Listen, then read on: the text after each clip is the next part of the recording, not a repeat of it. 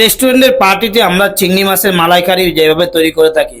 First আমি একটা কড়াইতে 1 লিটার একটু বেশি তেল নিয়ে নিচ্ছি। তেলটা গরম করে মাছটা হালকা লবণ দিয়ে ভালোভাবে ফ্রাই করে নিব। শুধু লবণ, আর কিছু দিবেন না। মাছটা ফ্রাই করে আমি উঠিয়ে নিচ্ছি।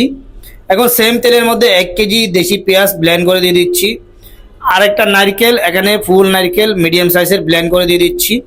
এটি সুন্দর করে ফ্রাই করে হালকা আদা রসুন খুবই সামান্য পরিমাণ, 5 টেবিল স্পুন পরিমাণ কাঠবাদাম পেস্ট, 2 টেবিল স্পুন পরিমাণ পোস্তদানা পেস্ট, 3-4 টেবিল স্পুন পরিমাণ চীনাবাদাম পেস্ট দিয়ে এটি সুন্দর করে 10 মিনিট ভুনা করে নিব। 10 মিনিট ভুনা করার পরে 1 টেবিল স্পুন চিনি, স্বাদ অনুযায়ী লবণ, 1 টেবিল স্পুন সাদা গোলমরিচের গুঁড়া, এগুলি দিয়ে আরও 5 মিনিট ভুনা করে হালকা একটু টক দই আর 100 গ্রাম গুঁড়া দুধ দিয়ে দিচ্ছি।